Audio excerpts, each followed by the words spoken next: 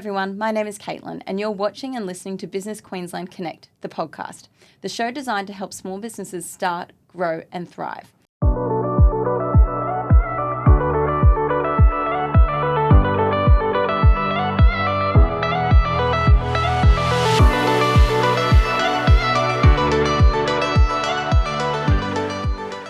We spoke to Alana Kennedy during Indigenous Business Month in October 2023. The national theme of the month was To Gather Together. Today we are talking with special guest Alana Kennedy. Alana is the founder and director of Ochre Sun, an 100% Indigenous owned and driven skincare company. We discuss all things business along with her mission to increase awareness of Australian Indigenous culture. Thank you for joining us. Hi, Alana. Welcome. Thank you for joining us. Can you give us a little bit of an overview of who you are, your position and your business, please? Thank you for having me, Caitlin. My name's Alana Kennedy. I'm the founder and CEO of Ochre Sun. I'm a Waanyi, Kalkadoon, East Islander descendant from North West Queensland out in Mount Isa. A little bit about Ochre Sun. So it's all about supply chain security. It was intended to be an overarching business umbrella with many different products. And we've started with the launch product of a high-performance sunscreen to the market. Wonderful. Yeah. And how I started, I think entrepreneurship for me started when I was 7. I was selling grass squares from my grandparents' lawn. Okay. With permission, I hope? With permission. In Mount Isa, it's pretty dry. Yeah. My grandparents had a great lawn. Grass is at a premium. Yes, exactly. I figured everyone else needed grass like my grandparents. So that's where it started, That's really. beautiful. What a great story. Okay. Your mission is to increase the awareness of Australian Indigenous culture through sharing the benefits of the well-being benefits of botanicals in your sunscreen. This is amazing. So can you please explain to me why this type of social procurement is so important and so vital for Indigenous Australians? The narrative in the international skincare market doesn't allow adequate participation for mob. Mm-hmm. Marketing strategies and pretty pictures on the front of skincare is what most people experience. Mm-hmm. And I've worked in those models, but what the missing piece for me was I wanted to know who. Mm-hmm.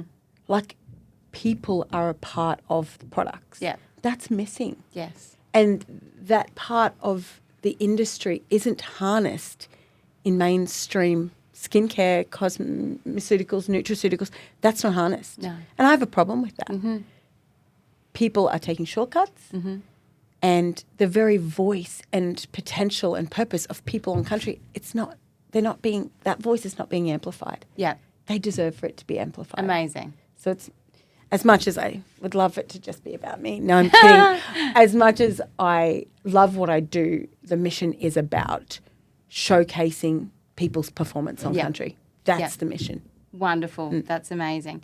So it's Indigenous Business Month, Alana. So with the theme of Gather Together. Tell me what this is about and what it means to you. I think this is the greatest year for Ochre Sun to be showcasing all that we do, particularly in Indigenous Business Month. Gather together is what we do. Yeah. We do it at its finest. And it's taken 5 years for us to really understand the potential in the supply chain and then our potential and our position in the marketplace. And it's 5 years because many things have to be understood about the landscape of international skincare, but many things have to be understood about, business with excellence and how we work together well. Mm-hmm. And I think that over the last 5 years, we've established trust with people, which I think is the most magnificent part. Mm-hmm. And it's been a privilege for me over the last 5 years because I get to be the person that gets to learn. Yeah. And then I get to be the person with the privilege to showcase them on an international scale. Like that for me, I mean, I see it. What a privilege. In a very privileged space. But it's taken time, right? Mm-hmm. I don't think a lot of people have had a wonderful opportunity like this ever because of the discourse in our nation. And that's okay for now. Mm-hmm. But now's the time. We have to do better business. We have to do things differently. And that's what I love about this year's theme. It's about coming together with what you have, in all of your smarts and intelligence and everything that you've got to offer and contributing as a collective. Yeah. And sharing stories as well, right? It's the part. That's the part. Yeah, that's amazing. So how can individuals and other businesses engage in this month, but equally all year round? How do we change? How do we become better in this space? That's a great question, because I heard one of our prospective clients say to me on Friday, we're looking at businesses in our supply chain that are great for our weekends too. Oh, and I thought, wow, what a great perspective to have. Okay. That it's not just about aligning yourself with products that you can purchase during your industry time. It's about products that you can share on weekends and gift, and that's the way we do better business. Yeah. And I think we've got to be able to be brave enough to take off the hat of whatever role we're playing in the marketplace and say, I want to do business outside of you without this hat. Yeah. Like, what does your business mean to our nation or, the general public even, and share from that space. So it's sharing on a deeper level as well, and knowing who you're doing business with. But intentionality is a big thing. I think that we, as a collective of Indigenous businesses, have always been really excited to showcase what we're doing and participate. But I think equally there needs to be a responsibility where people don't just say, oh, we'd love to do business with you. The next layer of the question, if we're going to do better business, is how can I? Yeah. And what does that look like? What does the onboarding look like? How do we do sustainable, measurable outcomes rather than just a one-off kind of conscience, conscience one-off tick the handshake box. and see you later. And I mean, people get excited, right? They get excited about products on the marketplace, but good business is long-term participation. Yeah. So and it would also be long-term engagement, so working actively in engaging your business partners. Yes. Yeah. And I think it filters down. There's a lot of really great excitement and intentionality from the outset of procurement managers or CEOs. But I think there is a responsibility on both ends to ask more and better questions about the long-term aspect of those partnerships, like who else is involved in the supply chain of the client that really needs to come on board and maybe shell off some old biases or stereotypes that no longer belong in this now new transaction or interaction. Yeah. Because we're doing better business. We're doing things differently now. And those old mindsets or old stereotypes or ways of purchasing, they no longer serve us. Wonderful. Okay, so what does it mean to be an Indigenous business owner? Great question. So to me, being an Indigenous business owner is really bringing both mindsets of different worlds that I walk in to the marketplace. And I think that, again, I sit in a very privileged space because I've had experience on a couple of different dynamics. So I can share from that space. And education is the most powerful way to do better business. But a lot of people in the marketplace don't understand how to engage, what questions to ask, and how to, I guess, like you said, socially procure on a deeper level. So just sharing experiences in diversity of culture and experience growing up, different challenges around racism and market penetration. Yeah. So people can understand what I've been faced with and we can overcome things together. Some of the myths or stereotypes have been, are you making this in your kitchen, Alana? You make this at home.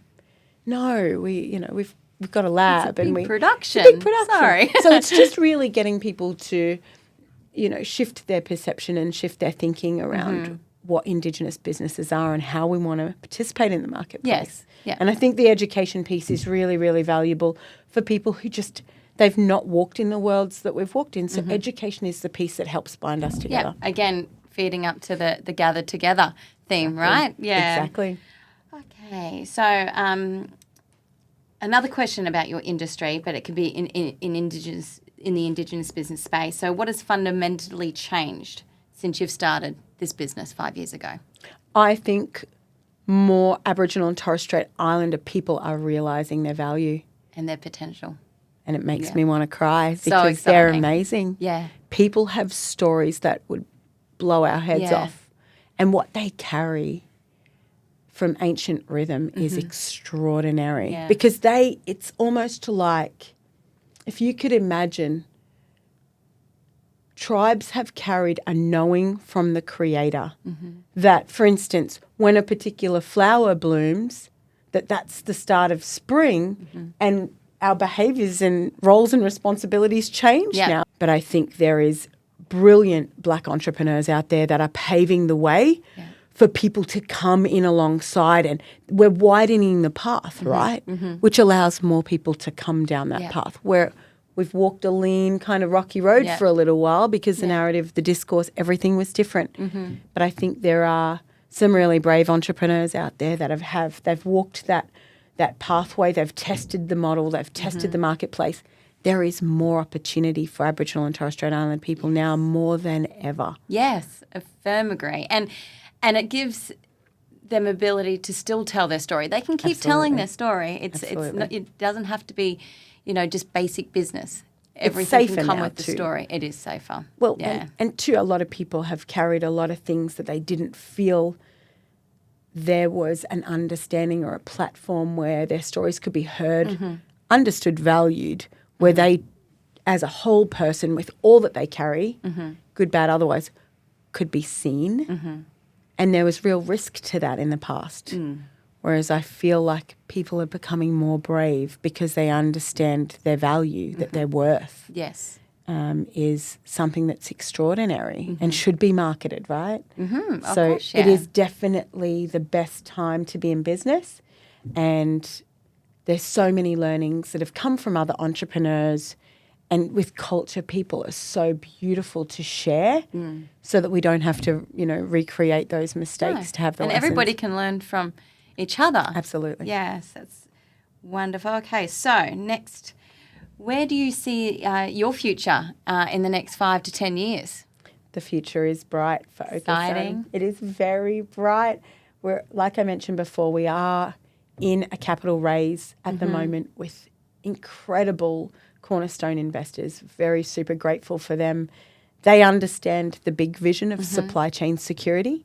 They understand the need for us to be supported to go through the IP protection strategy in a really intentional way, to then be able to create a model that's wonderful for participation in the future for other people. So it is very bright. It's all about people, product and participation. And we're super excited to see people emerge, understand their value and understand that they can create wealth and diversify wealth while still being just themselves. with what they have. Yes, that's amazing. I bet it feels wonderful to be touching and supporting so many different communities and allowing them to still be them and sharing their story also. Honestly, it's something that I can't move from because the vision itself was gifted to me in a download from the Creator. So I'm stewarding over a spiritual vision, and that is a sacred privilege. Yeah.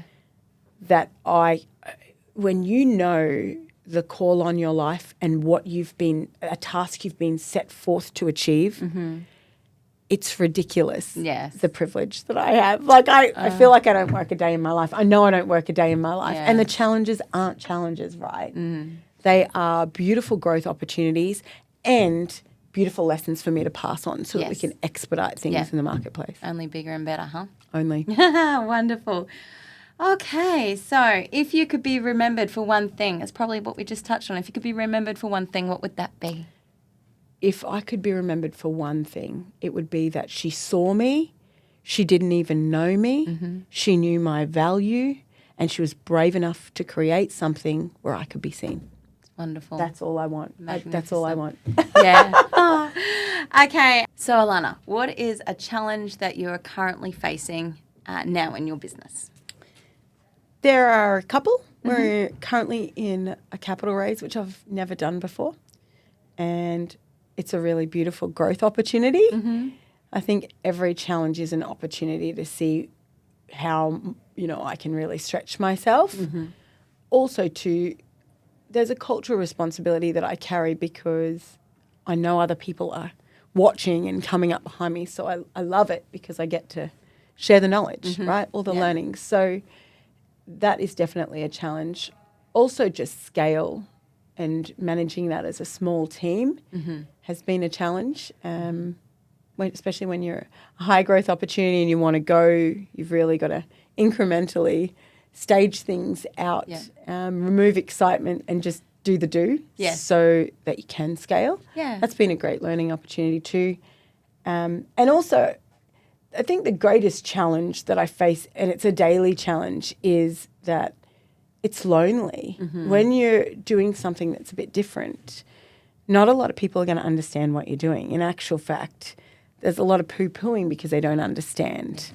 But after we put the IP protection strategy in place and I can showcase the entire model, hopefully it'll be like an aha moment for everybody. I'm sure it will be. Okay, Alana, so I've got another question in regards to communicating with community and how to do it effectively whilst honouring their communication style. Could you elaborate a little bit on that for me?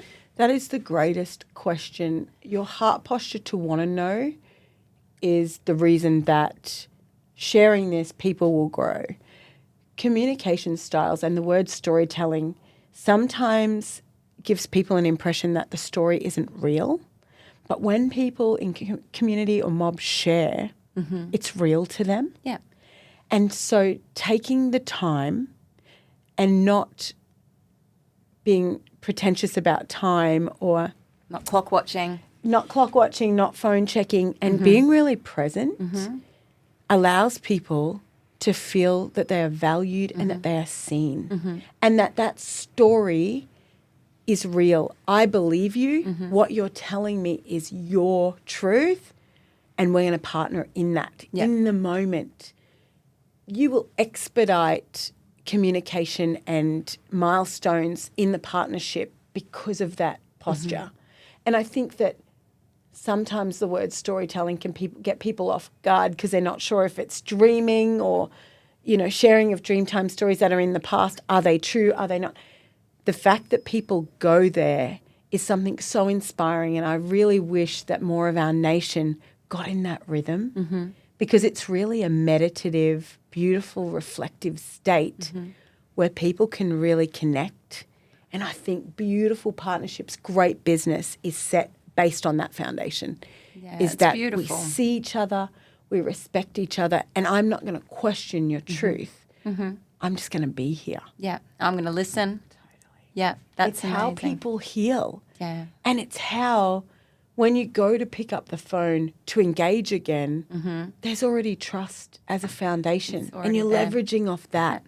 So we all could learn a little bit more from just slowing down and telling our truth. And finally, any words of inspiration for those who are wanting to start or grow or expand upon their current business? Yes. What's one of your tips? It's the biggest one, is stay woke. Yeah. Don't be comfortable. Everyone was gifted and is gifted still the calling, like the visions, what you were created to do. There was an innate purpose for every single person. It's being brave enough to come into alignment and say, what was it that I was created to do, and start. And I think people get comfortable that we appease, and idolize money and a whole bunch of other things where we're not really focused on the purpose. That's where the wealth is. That's amazing. So my advice is stop with the people pleasing, stop with the idea of materialism and all that brings to the world. Understand alignment, listen, figure out what your purpose is and go for it, because the world's waiting for you to bring that concept to the marketplace. We're all waiting. They're the only blockage, right? So stay woke, get in alignment. Yep, stay true to the calling on your life and the purpose and bring the concept to life. Do what you're intended to do so that we can all be a part of that. That's amazing. So thank you. Thank you, Alana, for coming along. You're welcome. If you enjoyed the episode, please make sure that you like and subscribe. It makes a big difference and you'll stay updated with more fantastic content focused on helping small businesses start, grow and thrive. You can find more information on what we've talked about today and subscribe to our monthly newsletter on the Business Queensland website. Thank you.